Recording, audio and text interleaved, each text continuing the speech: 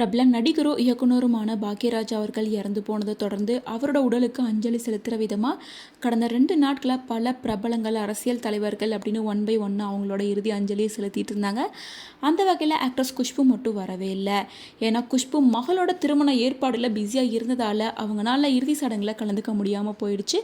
இந்த விஷயமே சோஷியல் மீடியாவில் பேசு பொருளாக மாறினது. ஏன்னா கடைசியாக குஷ்புவோட மகள் திருமணத்தில் பாக்யராஜ் அவர்கள் கலந்துக்கிட்டாரு. மெஹந்தி, சங்கீத், வெட்டிங், ரிசப்ஷன் அப்படின்னு எல்லா ஃபங்க்ஷன்லையுமே கோவாவில் பிரம்மாண்டமாக நடந்துக்குச்சு.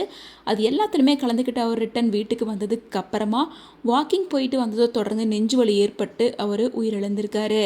ஸோ அதனால் குஷ்பு முன்னாடியே வந்திருந்திருக்கலாம் அப்படின்னு பல சர்ச்சையான விஷயங்கள் பேசப்பட்டு வந்த நிலையில் இப்போ குஷ்பு அவரோட கணவரான சுந்தர் சி கூட சேர்ந்து பாக்யராஜ் மற்றும் அவரோட குடும்பத்துக்கு அவங்களோட ஆழ்ந்த இரங்கலை தெரிவிக்கிற விதமாக வந்திருக்காங்க. பாக்யராஜோட ஃபோட்டோவுக்கு மாலை போட்டு மலர் தூவி அவங்களோட மௌன அஞ்சலியை செலுத்தினதுக்கு அப்புறமா பாக்யராஜோட மகனான சாந்தனுவை ஹக் பண்ணி அழுதுகிட்டே சமாதானம் படுத்தியிருக்காங்க. எங்கள் கூட ரொம்ப சந்தோஷமாக கல்யாணத்தில் இருந்த மனுஷனுக்கு இப்படி ஆகும் நாங்கள் எதிர்பார்க்கவே இல்லை, நீங்கள் தைரியமாக இருக்கணும் அப்படின்னு சொல்லி குஷ்பு, சுந்தர் சி 2 பேருமே சாந்தனு மற்றும் கீக்கியை ஹக் பண்ணி சமாதானம் படுத்தியிருக்காங்க. அப்போ எடுக்கப்பட்ட வீடியோஸ் எல்லாம் ஒரு பக்கம் வைரல் ஆகிட்டு இருக்கு.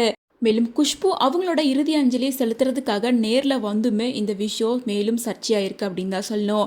இவ்வளோ வருஷமாக கூட இருந்த மனுஷன் கல்யாணத்தில் அவ்வளோ கூட இருந்தார். ஸோ அவரோட இறுதி சடங்கில் கண்டிப்பாக அவங்க என்ன வேலையாக இருந்தாலும் வந்திருக்கணும், இப்போ வந்திருக்கீங்க அப்படின்னு விமர்சித்து பேசிகிட்டு இருக்காங்க. சில பேர் அவங்களோட பர்சனல் லைஃப், குடும்பம், நிகழ்ச்சி அப்படின்னு பல விஷயங்கள் இருக்கும், அதை இப்படி ஒப்பிட்டு பேசுறது கொஞ்சம் கூட நியாயமே இல்லை அப்படின்னு குஷ்புவோட தரப்புக்கு சமாதானமும் தெரிவிச்சிட்டு இருக்காங்க. குஷ்புவோட தரப்புல இருந்தும் பேசிகிட்டு இருக்காங்க.